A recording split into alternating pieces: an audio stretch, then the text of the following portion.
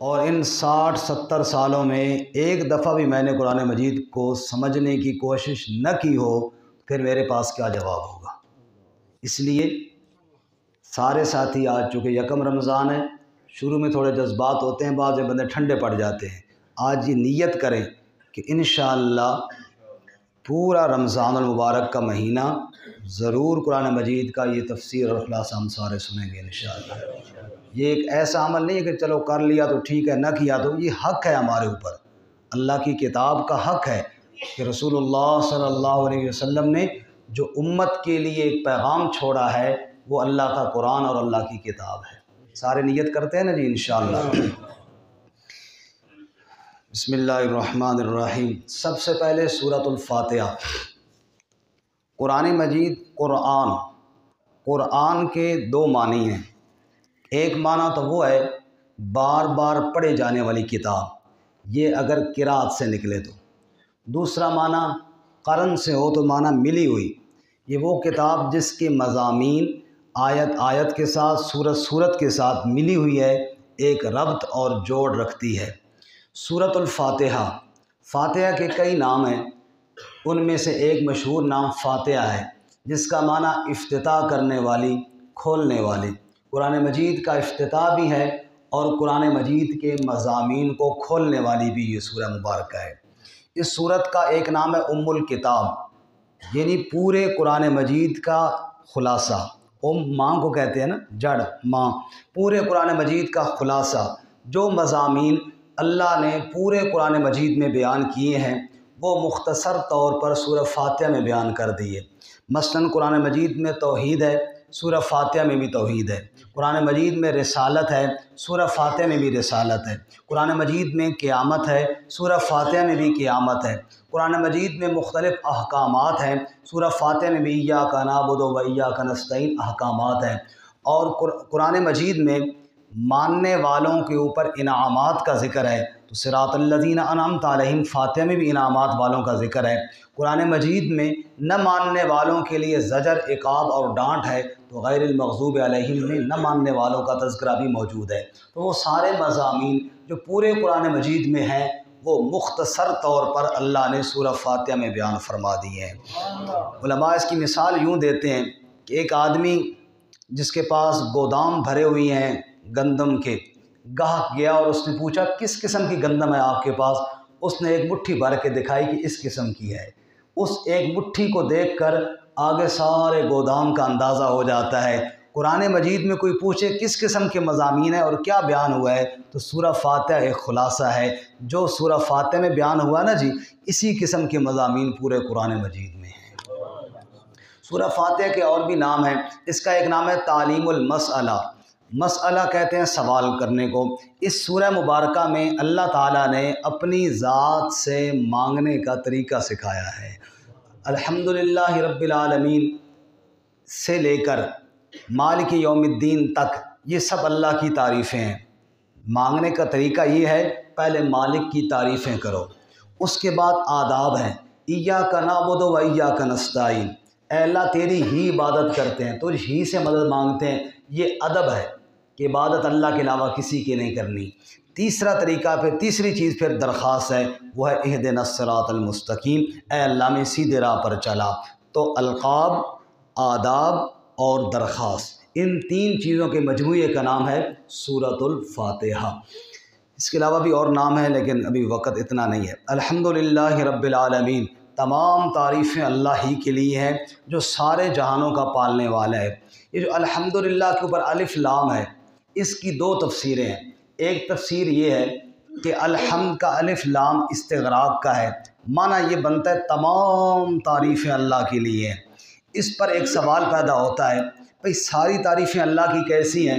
کچھ تعریفیں اللہ کے نبیوں کی ہیں، کچھ اولیاء اللہ کی ہیں، کچھ علماء کی ہیں، کچھ اور اچھے انسانوں کی ہیں، تو ان تعریفیں تو اللہ کے علاوہ بھی ہیں، اس کا کیا مطلب ہے کہ تمام تعریفیں اللہ کی ہیں؟ مفسرین جواب دیتے ہیں، اس کا مطلب یہ ہے کہ اگر انبیاء کی تعریف ہے تو جو صفت نبوت والی ہے وہ کس نے دی ہے؟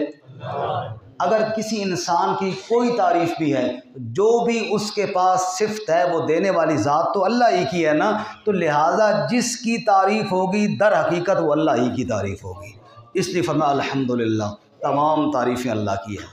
دوسری تفسیر یہ کہ الف لام احد خارجی کا ہے، معنی یہ بنے گا صفات الوہیت، الہ والی صفتیں، وہ صفتیں جو ایک معبود میں ہونی چاہیے، وہ صفتیں اللہ کے لیے ہیں۔ اب ایک آدمی کہتا ہے جی فلاں آدمی بڑا اچھا کاریگر ہے، مستری ہے، یہ تعریف الہ کی نہیں ہے۔ الہ کی صفتیں یہ خالق ہونا، مالک ہونا، رازق ہونا، محیی ہونا، ممیت ہونا، یہ صفتیں اللہ کی ہیں۔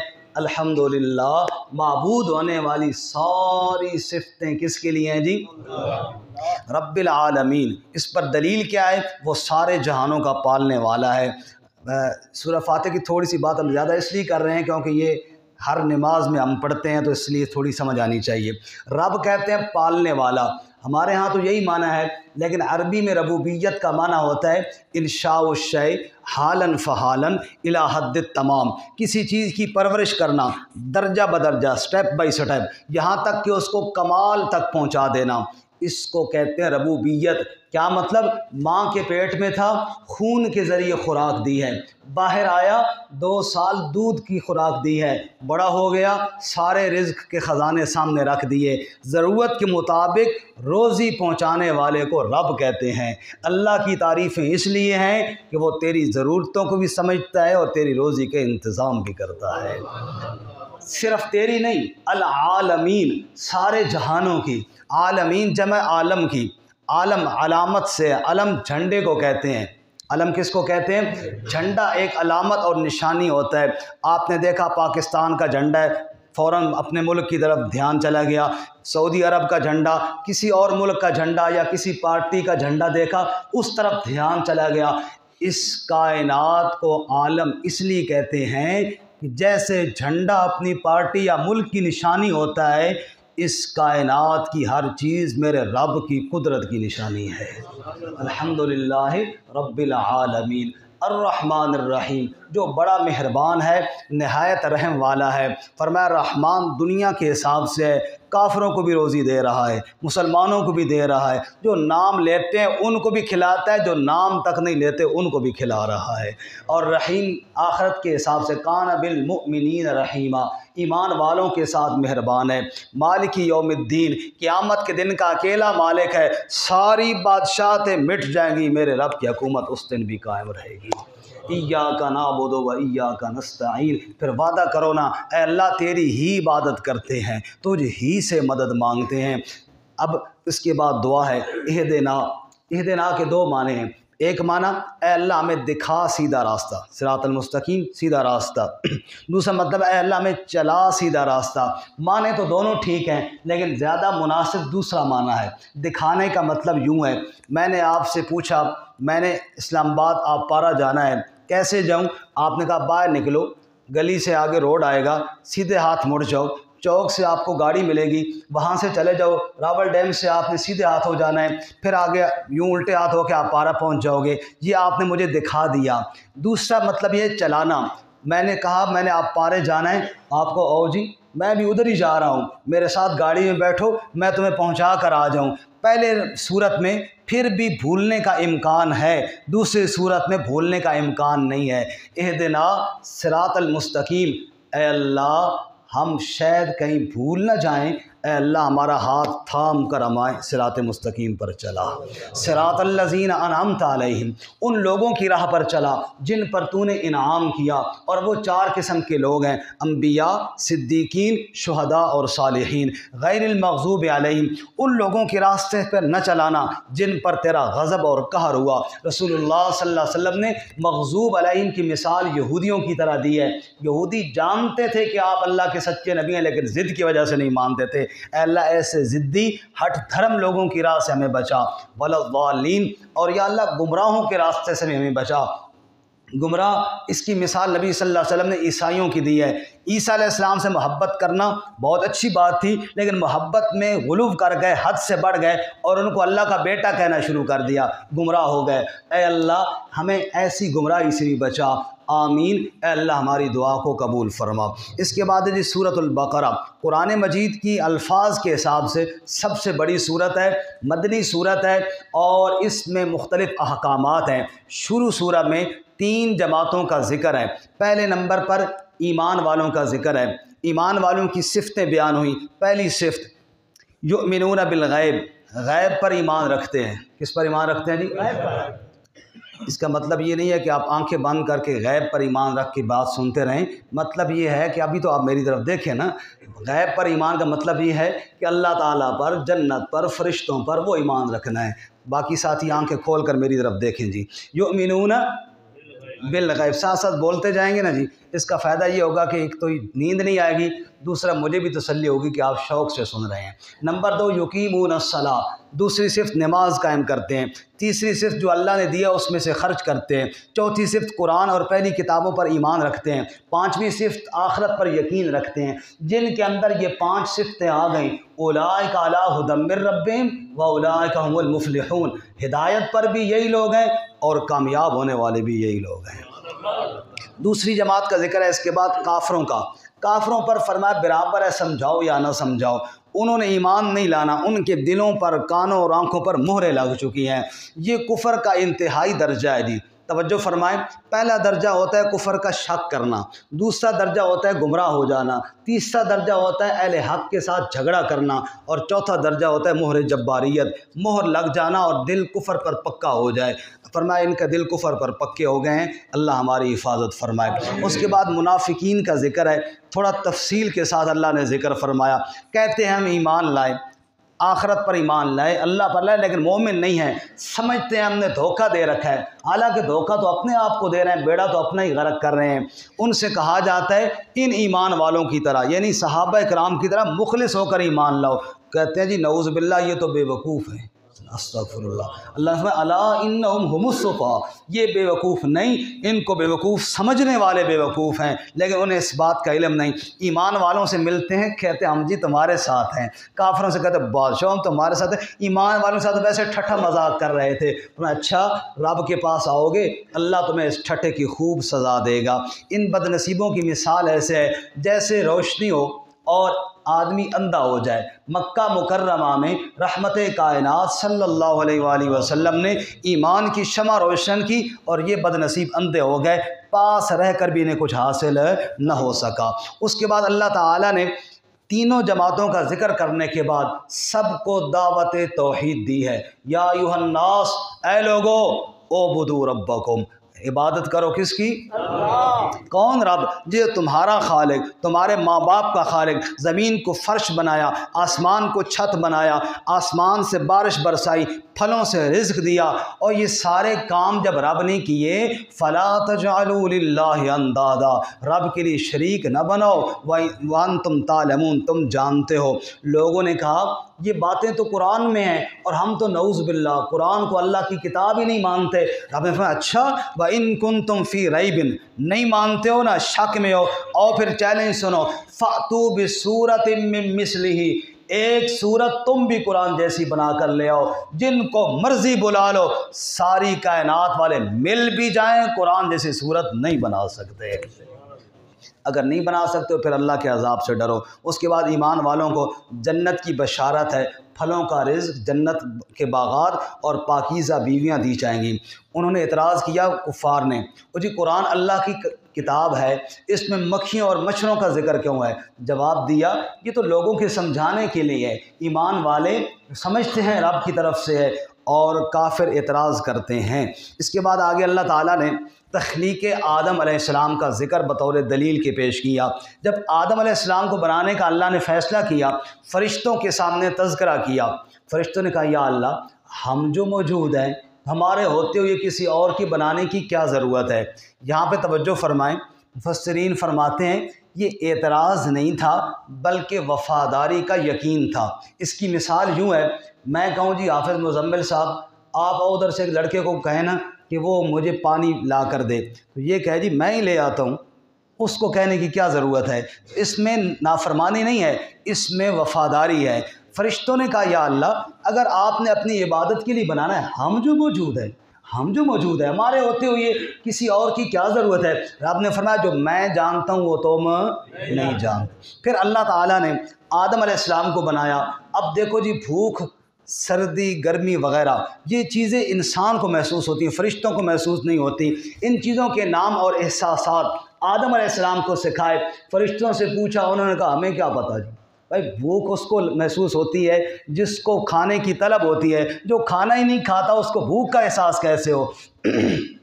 کسی بادشاہ کی بیٹی نے دیکھا نا لوگ احتجاج کر رہے ہیں، اس نے ابو سے پوچھا یہ لوگ کیوں احتجاج کر رہے ہیں؟ انہوں نے کہا بیٹا ان کو روٹی نہیں ملتی اس لیے احتجاج کر رہے ہیں۔ کہا بے وقوف آدمی، روٹی نہیں ملتی احتجاج شروع کر دیا تو چاول پکا لیا کرے نا۔ اس نے کہا یہ تو تجھے پتہ ہے نا کہ کبھی روٹی پکا لی، غریبوں کو چاول کہاں ملتے ہیں، یعنی اس کو احساس ہی نہیں ہے بھوک کا۔ تو فرمایا فرشتوں کو احساس ہی نہیں تھا، آدم علیہ السلام کو احساس تھا۔ تو رب نے کہا نا جو میں جانتا ہوں وہ تم نہیں جانتے۔ اس کے بعد اللہ نے آدم علیہ السلام اور حوا علیہ السلام کو جنت میں ٹھہرنے کا حکم دیا۔ ابلیس نے کہا اس درخت سے جس نے اللہ نے تمہیں روکا تھا نا، یہ صرف اس لیے روکا تھا کہ تم کھاؤ گے تو فرشتے بن جاؤ گے، ورنہ اور ناراضگی والی بات کوئی نہیں۔ قسمیں دلائیں، انہوں نے کہا ٹھیک ہے، پھر انہوں نے کھا لیا۔ اللہ نے جنت سے اتار کر زمین میں بھیج دیا۔ ایک منٹ کے لیے ذرا سوچ کر جواب دینا، اللہ تعالیٰ کو پتہ نہیں تھا کہ آدم علیہ السلام کو جنت سے نکل کر دنیا میں جانا ہے؟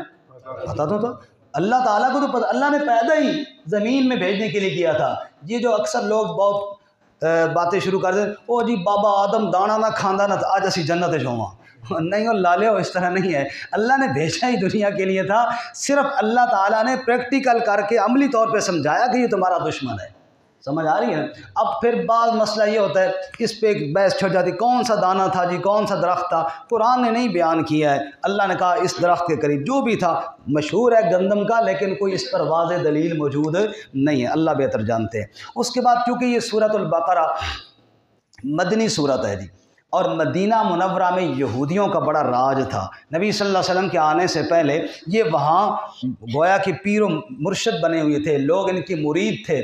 اللہ تعالیٰ نے اب یہاں سے آگے دعوت کا انداز بنی اسرائیل کی طرف کر دیا۔ یا بنی اسرائیل، اے بنی اسرائیل یاد کرو میری نعمت کو۔ اچھا، اب یہ جو بنی اسرائیل کو اللہ نے دعوت دی نا، یہ بنی اسرائیل لقب ہے اصل میں اسرائیل یعقوب علیہ السلام کا۔ یہ عبرانی زبان کا لفظ ہے، اسراء اور ایل یہ دو لفظوں کا مجموعہ ہے۔ اسراء معنی بندہ، ایل معنی اللہ تعالیٰ، اسرائیل اللہ کا بندہ، لقب یعقوب علیہ السلام کا۔ تو یہ یہود چونکہ ان کی اولاد میں سے تھے، ان کو جو دعوت اللہ نے دی نا جی، مختلف اس کی نوعیں ہیں، مختلف انداز ہیں۔ کہیں ان کی برائیاں بیان کی، کہیں ان کے بڑوں کی کوتاہیاں بیان کی، کہیں موجودہ جو نبی صلی اللہ علیہ وسلم کے دور میں تھے ان کو سمجھانے کے لیے ان کی غلطیوں کو اللہ تعالیٰ نے واضح کیا۔ لیکن یہ سارے کرنے سے پہلے ایک مختصر دعوتی پروگرام رکھا، اس میں یہ فرمایا میری نعمتوں کو یاد کرو، میرے وعدوں کے ساتھ وفا کرو، مجھ سے ڈرو، جو میں نے نازل کیا ہے اس پر ایمان لاؤ، اور میری آیتوں کے ساتھ کفر کرنے والے نہ بنو، اور دنیا کے بدلے میں میری آیتوں کو مت بیچو، حق باطل کو آپس میں مت ملاؤ، حق کو چھپاؤ نہیں، نماز قائم کرو، زکوٰۃ دو، رکوع کرو رکوع کرنے والوں کے ساتھ، اور لوگوں کو کہتے ہو نیکی کا کام کرو، خود اپنے آپ کو بھول جاتے ہو، خود بھی تو کرو نا، تورات پہ عمل کرو نا، میرے محمد صلی اللہ علیہ وسلم پر ایمان لاؤ نا، اور اللہ تعالیٰ سے صبر اور نماز کے ذریعے مدد مانگو۔ صبر اور روزہ صبر ہے، تراویح نماز ہے، رمضان المبارک کا مہینہ صبر اور نماز کا، وَاسْتَعِینُوا بِالصَّبْرِ وَالصَّلَاةِ، صبر اور نماز کے ذریعے اللہ سے مدد مانگو۔ اچھا یہ کام ذرا مشکل ہے، وَإِنَّا لَكَبِيرَةٌ إِلَّا عَلَى الْخَاشِعِينَ، جن کے دل میں ڈر ہو ان کے لیے کوئی مشکل نہیں ہے جی۔ اس کے بعد آگے اللہ تعالیٰ نے بنی اسرائیل کو اپنی نعمتیں یاد دلائیں۔ وہ وقت یاد ہے کہ فرعونیوں کے تم غلام تھے، تمہیں ہم نے آزادیاں دیں؟ وہ وقت یاد ہے سمندر کو پھاڑ کر تمہارے لیے راستے بنائے؟ وہ وقت یاد ہے جب تم نے بچھڑے کو معبود بنا لیا تھا، ہم نے تمہیں معاف کر دیا؟ وہ یاد ہے جب نے موسیٰ علیہ السلام کو کتاب تمہاری ہدایت کے لیے دی تھی؟ وہ وقت یاد ہے جب دریا پار کر کے میدان طی میں آئے تھے اور دھوپ تھی تو ہم نے بادلوں کا سایہ کر دیا تھا؟ وہ وقت یاد ہے جب جناب کھانے کے لیے کچھ نہیں تھا، ہم نے من اور سلوہ نازل کر دیا تھا؟ من میٹھی چیز جیسے شبنم گرتی ہے نا، یا برف باری ہوتی ہے تو برف کی جناب وہ تہیں جم جانتی ہیں، برفی کی طرح میٹھی چیز حلوہ شریف، اور سلوہ چھوٹے چھوٹے پرندے جیسے بٹیر ہوتے ہیں. سبحان اللہ، دو میں مولویوں دی خوراک. سمجھ آئی؟ حلوہ بھی اور بٹیری. مولوی صاحب تو کسی پوچھے استاد جی تو انہوں مرغا کھلائیاں یا حلوہ کھلائیاں؟ مولوی صاحب سر پکڑ کے بیٹھے آخر نہیں یار بڑی پریشانی چ پائی، انہیں دو چیزیں جو ایک چیز بھی چھوڑنے کے قابل نہیں ہے، من اور سلوہ. اس کے بعد اللہ تعالیٰ فرماتے ہیں اتنے انعامات کیے، پتھر سے 12 چشمے تمہارے لیے نکالے، لیکن ایسے بے وفا تھے کہ جب بیت المقدس فتح ہوا تو رب نے کہا سجدہ کرنا ہے شکر کا. ان بد نصیبوں نے شکر کا سجدہ نہ کیا، پھر اللہ نے نعمتیں چھین کر عذاب نازل فرما دیا. اس کے بعد اللہ تعالیٰ فرماتے ہیں تمہارے وڈیروں میں وہ لوگ بھی تھے جن کو اللہ نے کہا تھا ہفتے والے دن شکار نہیں کرنا، تو انہوں نے پھر بہانے بنا کر شکار کیے، پھر اللہ نے ان کی شکلوں کو مسخ کر دیا. موسیٰ علیہ السلام نے کہا گائے کو ذبح کرو، کہنے لگے اتتخذنا ہزوا، ہم سے مذاق کرتے ہو؟ موسیٰ علیہ السلام کہا بے وقوف ہو، اعوذ باللہ ان اکون من الجاہلین، میں اللہ کا نبی ہوں، اللہ کے احکامات میں مذاق کروں گا؟ میں تو جاہلوں میں سے نہیں ہوں. اچھا موسیٰ یہ بتانا، اللہ سے پوچھ وہ جو گائے ذبح کرنے کا حکم دے رہا ہے وہ جوان ہو یا بڈھی ہو، کیسی ہو؟ کہ لا فارض ولا بکر عوان بین ذالک، نہ بچڑی ہو نہ بوڑھی ہو، درمیانی ہو. اچھا اللہ سے پوچھ رنگ اس کا کیسا ہو؟ کہ رنگ پیلا ہو. کہ اللہ سے پوچھ وہ گائے کیا کرتی ہو، ہل میں جوتتے ہوں یا کنویں پہ رہٹ پہ جوتتے ہوں؟ فرمایا کچھ بھی نہیں، بالکل فارغ بیٹھی ہو، جس طرح پاکستانی قوم فارغ بیٹھی ہونی ہے. سمجھ، کوئی کام نہیں، کوئی کاج نہیں جناب، فارغ بیٹھے ہیں. جو ملازم ہیں وہ دفتر میں فارغ بیٹھے ہیں، جو گھر ہیں وہ گھر میں فارغ بیٹھے ہیں. فارغ بیٹھی ہو بالکل، ایسی صاف ستھری گائے ہو پاکستانی قوم کی، اس کو ذبح کرو. اللہ کہتے ہیں ذبحوها وما کادوا یفعلون، کر تو دیا لیکن دل نہیں چاہ رہا تھا. مطلب یہ ہے وہ اللہ کے احکامات پر عمل شوق سے کیا کرو، دل نہ چاہ رہا ہو تراویح پڑھنی، ہاں جی پڑھنی ہے، پیچھے آگے بیٹھ جا سن انتظار میں کہ امام صاحب رکوع تے جائے تو پھر جناب اسی جا کے شامل ہو جا. فذبحوها وما کادوا، کر تو لیا لیکن دل کوئی نہیں تھا. بھائی شوق سے پڑھو، جو کام کرنا ہے کیا کرو، شوق سے کرو. سجدہ تلاوت ایسے سن لی سجدہ او ہو سجدہ کرنا کر لیا جناب، نہ ایسے نہ، بھائی شوق سے کرو. اللہ تعالیٰ کی کلام کی تلاوت تم نے سنی ہے، سجدہ تمہارے اوپر لازم ہو گیا، سجدہ شوق سے کرو. یہ کیا جناب، یہ کیا ہو گیا، حج کرنا پڑا جان چھڑا کے، زکوٰۃ جان چھڑا کے، ایسے نہ کرو، بلکہ کام کیا کرو جی، شوق سے کرو. یہ بنی اسرائیلیوں کا ذکر ہے جو اللہ کے احکامات میں ٹال مٹول کرتے تھے. اچھا بنی اسرائیل میں ایک بندہ قتل ہو گیا جی، پتہ نہ چلے کہ قاتل کون ہے، الزام دوسرے پہ دھر دیا. اللہ تعالیٰ نے مردے کو زندہ کر دیا، اس نے بتایا کہ میرا قاتل یہ ہے. فرمایا کذالک یحیی اللہ الموتیٰ، ارے جس مردے کو اللہ نے ایک کو زندہ کیا نا، اللہ ایسے ہی قیامت کے دن سب مردوں کو زندہ کر لے گا. اللہ کے لیے کوئی مشکل نہیں. ایک آدھ مثال اللہ نے دنیا میں دکھائی، لیکن تمہارے دل تو پتھروں کی طرح سخت ہو گئے. پھر اللہ کہتے ہیں نہیں، پتھروں سے بھی زیادہ سخت ہو گئے. پتھر تو پھٹ جاتے ہیں، تمہارے دل کبھی پھٹے؟ پتھر تو اللہ کے ڈر سے گر جاتے ہیں، پتھروں سے پانی کے چشمے اور نہریں جاری ہوتی ہیں. فرمایا تمہارے دل تو سخت ہیں، اللہ دلوں کی سختی سے محفوظ فرمائے. پھر اللہ فرماتے ہیں ان کو ایمان کیسے نصیب ہو؟ ایمان والوں سے کہتے ہیں ہم تمہارے ساتھ ہیں، کافروں سے کہتے ہیں ہم تمہارے ساتھ ہیں. چلاک بنتے ہیں، چلاک بندہ ہدایت سے محروم رہ جاتا ہے جی. ہاں، مخلص ہو کے طلب دکھائے اسے ہدایت ملتی ہے. اور فرمایا ان کی عادت یہ ہے اللہ کی آیات تورات میں جو ہے تبدیلیاں کرتے ہیں. بعض ایسے بد نصیب ہیں ہاتھوں کے ساتھ لکھ کر کہتے ہیں یہ تورات شریف ہے، نعوذ باللہ من ذالک. فرمایا ایسے بد نصیب ہیں. بعض کہتے ہیں بادشاہ ہمیں تو عذاب ہوگا ہی نہیں، ہم نبیاں دی اولاد ہے، انبیاء کی اولاد میں سے. فرمایا اللہ نے کس کے ساتھ معاہدہ کیا ہے کہ تم فلانے دے پتر جو مرضی کرو، یہ کوئی معاہدہ نہیں ہے. ایمان اور اعمال ضروری ہیں. اس کے بعد آگے اللہ فرماتے ہیں ان سے اللہ نے یہ کہا تھا کہ جھگڑا نہیں کرنا، آپس میں لڑائی نہیں کرنی. مدینہ منورہ میں 2 قبیلے تھے، اوس اور خزرج. یہودیوں کے 2 قبیلے، بنو قریظہ اور بنو نذیر. ایک اوس کے ساتھ مل گیا، دوسرا خزرج کے ساتھ مل گیا. ان یہودیوں کے قبیلوں کی آپس میں لڑائی نہیں تھی، اوس اور خزرج کی لڑائی تھی آپس میں. وہ آپس میں لڑتے تو یہ بھی لڑتے. فرمایا کتنے بے وقوف ہیں، لڑائی ان کی ہے تم بیچ میں ہے. اس کی آسان سی مثال اگر یوں سمجھیں کہ آج کل جو ہماری پارٹیاں ہیں، مذہبی پارٹیاں بھی دیکھ لو، سیاسی بھی دیکھ لو، سب کا یہی حال ہے. سمجھ آئی؟ ایک پارٹی ہے مثال کے طور پہ مسلم لیگ، دوسری پارٹی ہے PTI، جھگڑا ان دونوں کا ہے۔ ہم جو ہیں نا یہاں پہ آدھے ان کے ساتھ مل کے آدھے ان کے ساتھ مل، ہم خواہ آپس میں لڑ رہے ہوتے ہیں یا نہیں لڑ رہے ہوتے؟ لڑائی ان کی ہے، ہم آپس میں لڑ رہے ہیں۔ ایسے ہی جناب دیکھ لیجئے، فرمایا خواہ کیوں لڑتے ہو؟ جس کام کو اللہ نے منع کیا ہے اس کام میں کیوں پڑتے ہو؟ کیوں اپنی دنیا اور آخرت برباد کرتے ہو؟ اللہ ہمیں اس سے بچنے کی توفیق عطا فرمائے۔ اس کے بعد اللہ فرماتے ہیں میرے نبی کے آنے سے پہلے یہ یہودی مدینہ والے یہ کہتے تھے یا اللہ، کسی سے لڑائی ہوتی نا، یا اللہ ہمیں فتح دے، اور 80 تک تیرے آخری نبی تے ایمان لانے والے ہیں نا، ابھی نبی نہیں آئے، یا اللہ ہم تیرے نبی کو ماننے والے ہیں، ہم تو بڑے نیک ہیں، ہمیں فتح دے۔ وہ جب نبی آیا تو کفر کر دیا۔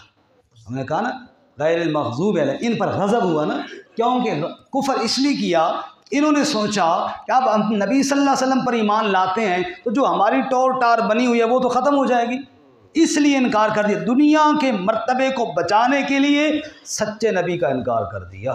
اللہ فرماتے فباؤ بغضب علی غضب، پھر دوہرا غضب ان پر نازل ہوا۔ اور عوام کو مطمئن کرنے کے لیے یوں کہتے ہیں جنت میں صرف ہم نہیں جانا ہے، جنت میں صرف صابر صاحب تسی جنت پہنچ نہیں گئے ہو تو جنت میں کہتے ہیں صرف ہم نہیں جانا ہے۔ اللہ کہتے ہیں اچھا جنت میں صرف تم نہیں جانا ہے نا، فتمنوا الموت ان کنتم صادقین، پھر موت کی تمنا کرو، دنیا میں کیا کر رہے ہو، چلو مرو تو جنت میں جاؤ، کہو یا اللہ موت دے دے، پھر لگ سی پتہ۔ اللہ فرماتے ہیں مر جائیں گے کبھی موت کی دعا نہیں کریں گے، موت سے ڈرتے ہیں۔ بندہ لکڑیاں کٹن گیا نا جنگل میں، لکڑیاں کاٹ کر تھک گیا بیچارہ، کہتا موت بھی نہیں آ رہی ہے، وہ کہتے ہیں نا تھک موت بھی نہیں آتی، وہ اسرائیل کدھر گیا ہو تو آ جا، کدھر گیا اسرائیل؟ قریب ایک جناب چرواہ بکریاں چرا رہا، اس نے آواز سنی، وہ جھاڑی میں آرام کر رہا تھا، وہ جھاڑی سے ایسے نکلا نا، اور کہا آ گیا جی حکم کرو، تو ڈر گیا، کیوں بلائی؟ وہ ساکہ لکڑیاں کا گٹھڑا چبانے سے بلایا۔ کہو نا ان کو جنت تمہاری ہے، تو موت کو بلاتے ہو، کہو نا یا اللہ موت دے تاکہ جنت میں جائیں، نہیں موت کی تمنا کرتے، نہیں کرتے، اس لیے نہیں کرتے کہ ان کو پتہ ہے کہ سچے نبی کی دعوت کا انکار کر رہے ہیں اور آخر میں جنت کوئی نہیں ہے وہاں لطر ہیں، یہ سب لوگوں کو خوش کرنے کے لیے کہتے ہیں، لوگوں کو اطمینان دلانے کے لیے کرتے ہیں۔ اچھا بعض یہودیوں نے یہ کہا ہم قرآن کو اس لیے نہیں مانتے کہ وہی جبرائیل لے کر آتا ہے، اصل میں جبرائیل کے ساتھ ہماری نہیں بنتی، جبرائیل اپنی مرضی سے تھوڑا ہی لے کر آتا ہے، جبرائیل تو اللہ کے حکم سے لے کر آتا ہے، پھر دشمنی کرنی ہے جبرائیل سے نہ کرو پھر رب سے کرو۔ ہاں اچھا تم کفر و شرک کرتے ہو، جادو کرتے ہو، کہنے لگے کیا ہوا جی؟ سلیمان علیہ السلام بھی جادوگر تھے، نعوذ باللہ من ذالک۔ اللہ نے جواب دیا ما کفر سلیمان ولکن الشیاطین، سلیمان علیہ السلام جادو نہیں کرتے تھے، یہ شیطانوں کا کام ہے۔ اور یہ 2 فرشتے ہاروت اور ماروت وہ جادو کر، فرمایا نہیں ہاروت اور ماروت جادو نہیں کرتے تھے، وہ تو لوگوں کو جادو اور معجزے میں فرق سکھاتے تھے، فرمایا اس سے اپنے آپ کو بچاؤ۔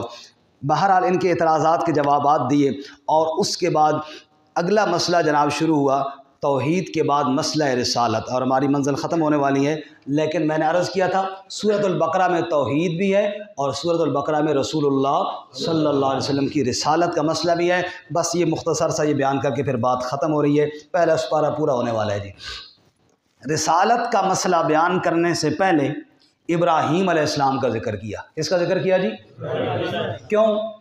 اس لیے کہ ابراہیم علیہ السلام کی شخصیت وہ شخصیت تھی کہ یہودی کہتے تھے ابراہیم علیہ السلام ہمارے ہیں، عیسائی کہتے تھے ابراہیم علیہ السلام، مشرکین مکہ کہتے ہیں ہم تو ہیں ہی ملت ابراہیمی پر، اور مسلمان کہتے تھے ابراہیم علیہ السلام ہمارے ہیں۔ یعنی ابراہیم علیہ السلام کی شخصیت وہ شخصیت ہے جس کو سارے طبقات مانتے تھے۔ اللہ نے فرمایا پہلے ابراہیم علیہ السلام کا ذکر کیا، وہ وقت یاد کرو جب ابراہیم علیہ السلام اور ان کے بیٹے اسماعیل علیہ السلام باپ بیٹا مل کر بیت اللہ بنا رہے تھے۔ کیا بنا رہے تھے جی؟ اور بڑا دلچسپ منظر ہے، سنیے ذرا۔ بنانے والا ہے خلیل اللہ، بنانے والا کون ہے؟ مستریوں کا کام کرنے والا کون ہے؟ مزدوروں کا کام کرنے والا ہے ذبیح اللہ، اور جو عمارت بنا رہے ہیں اس کا نام ہے بیت اللہ، اور بنانے کے بعد جو دعا کر رہے ہیں وہ مانگ رہے ہیں رسول اللہ صلی اللہ علیہ وسلم، ربنا وابعث فیہم رسولا منہم، ارے کہتے ہو ابراہیم علیہ السلام ہمارے بڑے تھے، تو ابراہیم علیہ السلام نے جس رسول کے لیے دعائیں کی ہیں اس رسول صلی اللہ علیہ وسلم کا انکار کیوں کرتے ہو؟ یہ تو ان کی دعاؤں کے نتیجے میں آئے ہیں۔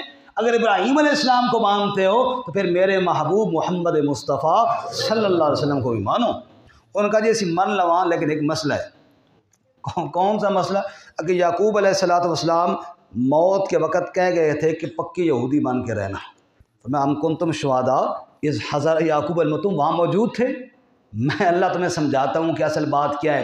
بات یہ ہے انہوں نے موت سے پہلے پوچھا ما تعبدون من بعدی، میرے بعد کس کی عبادت کرو گے؟ انہوں نے اپنی اولاد سے پوچھا۔ قالو، انہوں نے کہا تھا نعبد الہک و الہ آبائک ابراہیم و اسماعیل و اسحاق، ہم تو تیرے الہ کی اور اپنے بابا ابراہیم اور اسماعیل اور اسحاق کے الہ کی عبادت کریں گے، الہ واحدہ، اسی ایک الہ کی عبادت کریں گے۔ ورنہ وہ تو موت سے پہلے اپنی اولاد کو میری عبادت کا حکم دے کر گئے تھے۔ یہودیوں کا ایک رسم تھی کہ وہ اپنے بیٹے کو رنگ کرتے تھے پیلا، جیسے ابھی ہم نے دیکھا ہندو لوگ بھی کرتے ہیں۔ تو انہوں نے کسی مسلمانوں سے پوچھا ہم تو پیلا رنگ کرتے ہیں، تسی کیڑا رنگ کرنے ہو؟ رب نے آیت نازل فرمائی صبغۃ اللہ ومن احسن من اللہ صبغہ، ان کو جواب دو ہم نے رب کی توحید کے رنگ کو قبول کیا ہے، اس سے اچھا اور کوئی رنگ نہیں۔ ظاہری رنگوں میں کیا رکھا ہے؟ ہم نے دل میں ایمان کا رنگ لگایا ہے، اور وہ لا الہ سیقول السفہاء من الناس ما ولاہم عن قبلتہم۔ اب ان کا ایک بڑا اعتراض، پہلے قبلہ تھا بیت المقدس، جب حضور مدینہ تشریف لائے تو تقریباً 17-18 مہینے بیت المقدس کی طرف، مسجد اقصیٰ کی طرف رخ کر کے نماز پڑھتے رہے۔